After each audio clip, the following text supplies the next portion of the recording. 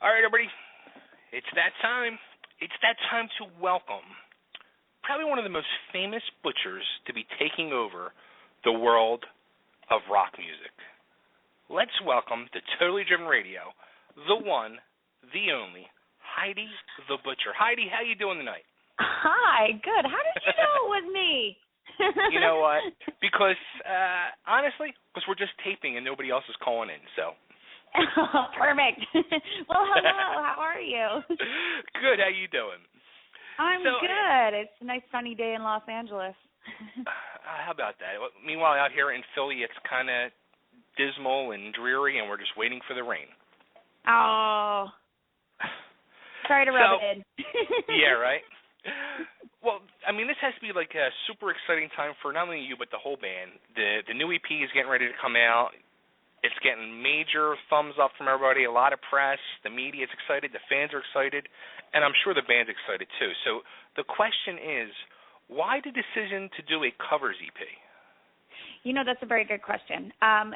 Goliath came out about a year ago, and our next album won't come out until next summer because we wanted to take a lot of time in writing a sophomore album.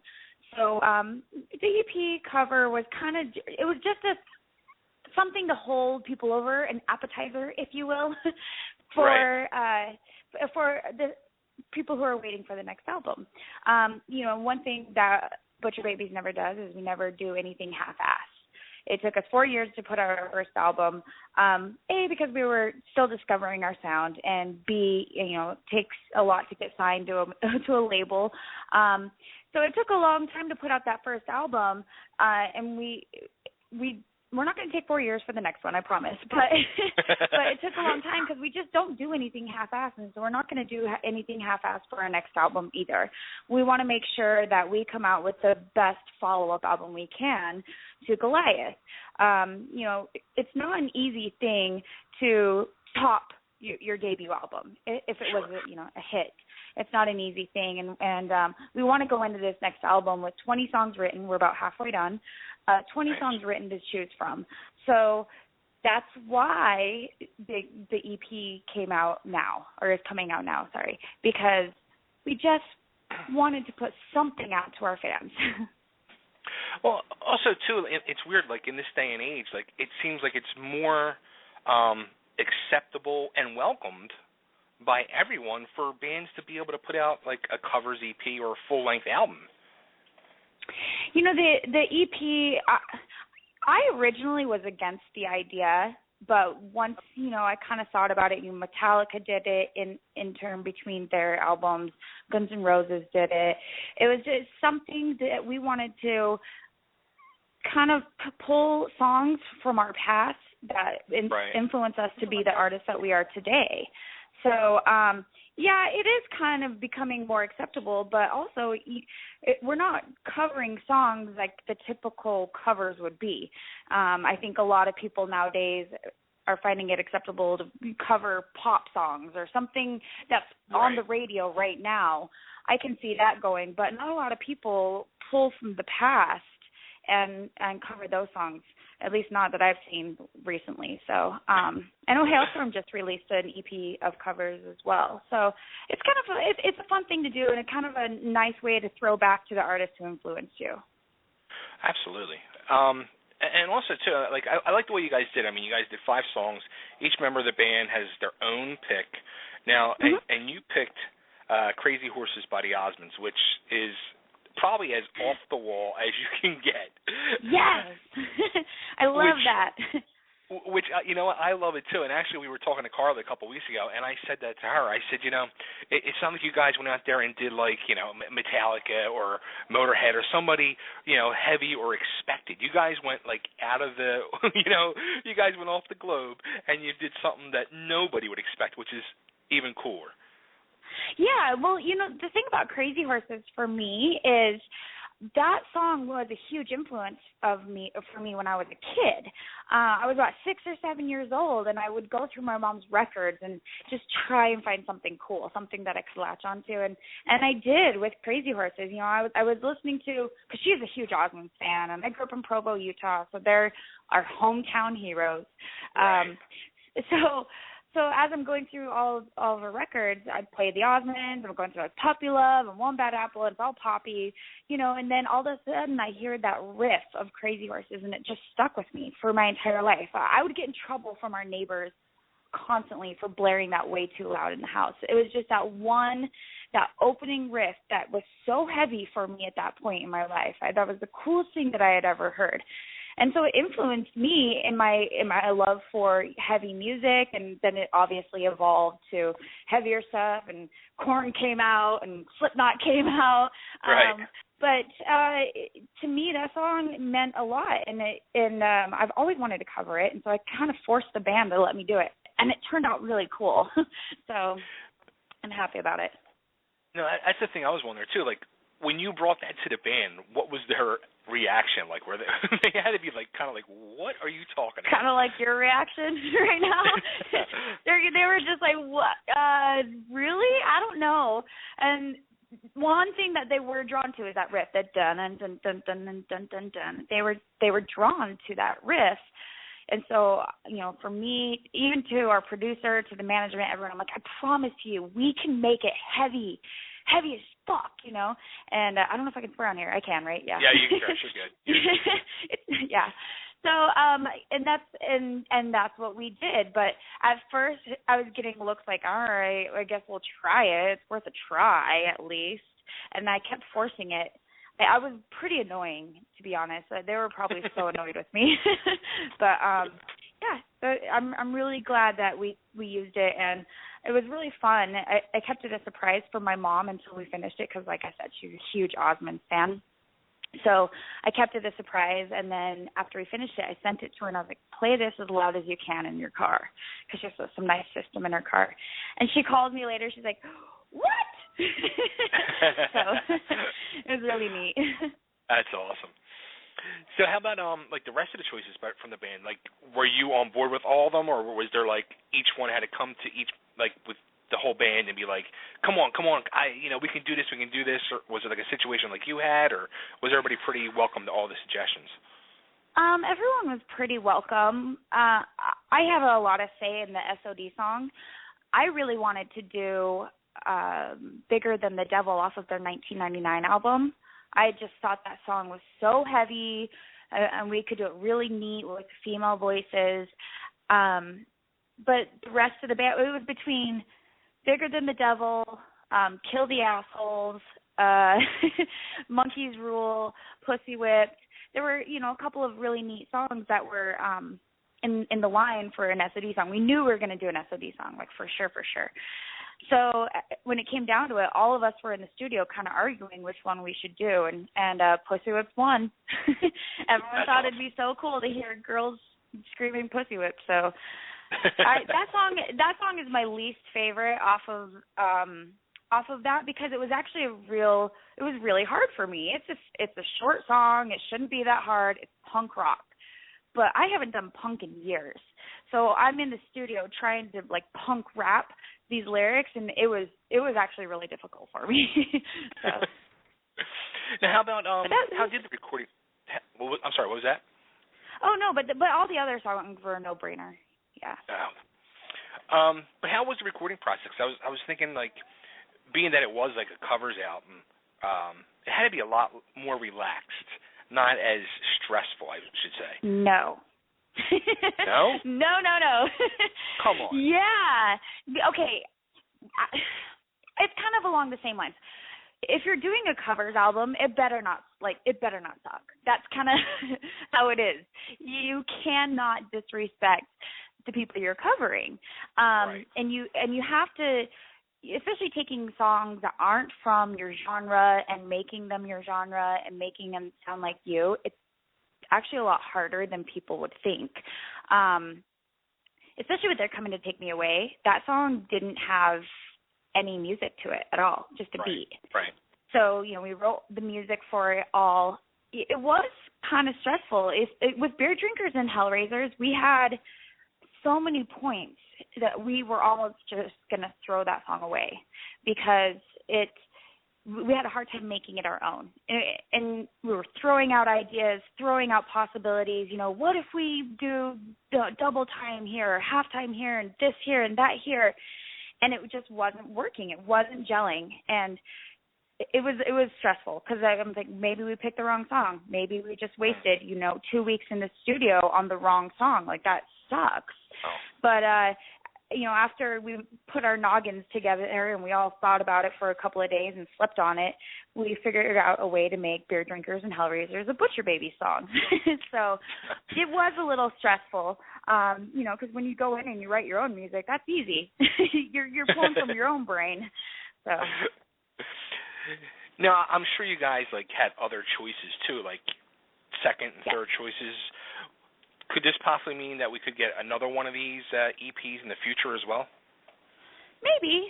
I don't know. I thought it might be kind of cool to do it in between every record, just something still more of a throwback to other, other artists that influenced us. I don't know, though. We'll see. And, with this new record coming out after that, who knows what the time span will be for the album after that. So if it's going to be another 2 years, then, yeah, why not? At this point, I think that it's a really neat thing to do, and it's really fun to do. Right. So maybe. I predict it'll happen. I'm just going to throw out a maybe. Now, how about the cover now for Uncovered? It's very. As soon as I saw it, I was like, wow, that's almost like the Guns N' Roses Lies one. Was there any? Yeah. Was it to be kind of similar to that, or? Yeah, absolutely. A cover of a cover. The whole thing is one big cover of a cover, a throwback to things that influenced us. Carla actually brought that up to us. Obviously, we weren't covering Guns N' Roses. We weren't doing anything that like that type of music. But she's like, well, maybe we can do the cover kind of like the Guns N' Roses Lies one, too. And also it's kind of a play on all the funny things that people say about us. Right. I don't have a belly button. I was born, and this is a true story, I don't have a belly button, and I was born with a birth defect called gastroschisis. That's the reason I don't have a belly button. All my insides were out, and they put me together and sewed me up. I have a big scar instead. But a lot of people are like, oh, she's alien. Oh, she had kids. Oh, she this. Oh, she that. People say the funniest things. So I wrote a story for the cover of the EP about Heidi being an alien and reaching out to all of her alien friends. And that, to us, we just kind of wanted to, poke fun at ourselves and write funny stories about ourselves. So it was the perfect idea for our cover of a cover. Now, the scary part of that whole story is, people that go around saying stuff like that you're an alien, they probably truly believe that. Yeah, I'm sure they do. I don't know, maybe I am. But it's funny. People are like, "Oh, she obviously had a kid," and I'm like, "That's not the way a C-section goes. It's not up and down." People are crazy. People are stupid. Or it's a tummy tuck. I'm like, "Yeah, right in the middle of my stomach." Okay, so let me see. The tour is getting ready to start. You guys are doing a headlining tour kicking off September 12th. Yes. And then rolling through October. So you guys are going to be out on the road promoting this. Yes, we're going to be out. The tour is called No One Can Hear You Scream, obviously taken from Magnolia Boulevard on Goliath album. This tour is really exciting for us because we've never really done any headlining tours throughout the entire U.S. We did like a tiny West Coast one once upon a time. We've been doing all these amazing tours and all these great things. So we kind of just wanted to go out and play, punk rock it and play these smaller clubs and get right in the faces of our fans, and we're really excited for that. I think that it's a nice experience to step away from those big stages with those big bands, and punk rock it and on the smaller stages. So I'm really, really looking forward to this, and we're playing a couple festivals in that too, which. Cool. I'm pumped for Aftershock is this upcoming weekend, and we'll be doing we're playing on the Coors Light stage in Sacramento, and that one is really, the lineup is intense. I mean, we've got Weezer and Limp Bizkit on the same stage, so and Offspring. So I'm excited for that. And then Louder Than Life Festival playing that as well. And then we Not Fest, which, I mean, is a huge dream come true for me. So nice. I'm excited about that. So which do you actually prefer? I mean, between the festivals or doing like a club tour or playing in bigger stages with, on tour with bigger bands, which would you rather be doing at this point in the game? I love festivals. It's so hard to choose. Festivals, it's like the energy is just so incredible. Everyone there is just ready to party and let their hair down, and they've been planning on it for weeks and months, and that energy is undeniable. When we did the Mayhem Festival, it's just so cool, see all these kids, they all come to for the same reason, and that's just to throw down and let loose. And in the punk rock little stages, it's kind of the same thing, but more intimate. Right. It's so hard to choose which one I like better, but I mean, festivals, I'll say festivals, those are my favorite, but I do love doing it all. I can't choose. It's like making me choose between kids. I can't do that. All right, so Carly just released her book, which we talked to her about. Is there any side projects you're involved in that you're doing to fill in the gaps? Oh, yeah. That she did? Yeah, well, I have a shoe line that I've been doing for a long time.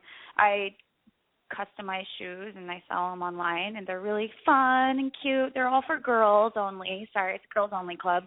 But I actually have been she wrote a book and she's been doing all of her side hustle stuff, but I've actually been spending my summer writing the album, so I haven't really had time to do any of my side hustle stuff. I love it, and I feel like I'm neglecting all my shoes. I'm looking at them right now. I have a huge stack of shoes that I need to customize and sell, but I haven't had time because I've been so busy writing this new album. So hopefully when we get back from tour, I'll be able to pay some attention to those. Get back to work on the shoes. Yeah. So now the new album, I guess you guys are going to start working on that for next year, or we start recording that? Yeah, well, we're almost done writing it, actually. I have an in-house studio, and members of the band will come over and they'll write at my studio. And we've been writing diligently. I mean, we want to go into this 20 solid songs to choose from. So we've just been at it all day, every day, and it's slated for a release of next summer. Nice. But we start recording in November, December. So. Oh, okay, cool. Very yeah. Cool. All right. Well, Uncovered is out September 30th. Is there like a pre-release on iTunes or anything, or is everything one day? Well, there's a pre-order up right now on our website, butcherbabiesofficial.com, and once it's gone, it's gone. It's a limited edition, and got to get it while it's hot. So yeah, that's where you can get it. On your website, I mean, you guys got a bunch of different packages as well with the pre-order, where you guys can, there's options to interview the band or get a phone call from you guys, or what was like a lifetime pass or something? Yeah, guest list for life. Basically, besides festivals that we don't have much control over, but other than that, we roll through your city, you're on the guest list. So that's pretty awesome. That's a pretty bomb package. When we were out with Black Label Society, I know that some of the time the tickets were going for like $60. So, that's a pretty nice. It's a pretty nice selection there. So. Absolutely. Yeah. So check that out, butcherbabiesofficial.com, and pre-order Uncovered. The EP will be out very soon, September 30th. Get it. They're coming to a town near you. Go see them. Actually, you guys roll in the Philly October 12th or something, I want to say. Yeah, something around there. Yeah. Got to come out and say hi. I got to come out and say hi. Very cool. Well, Heidi, I want to thank so much for calling in. And if I can just get you to say a quick ID for me before I let you go. This is Heidi from the Butcher Babies, and you're listening to Totally Driven Radio. Yes. Hey, it's Heidi from Butcher Babies, and you are listening to Totally Driven Radio. Awesome. Heidi, thanks so much. Good luck with everything, and hope to see you next month. Thank you. I'll see you soon. All right, take care. All right, bye-bye.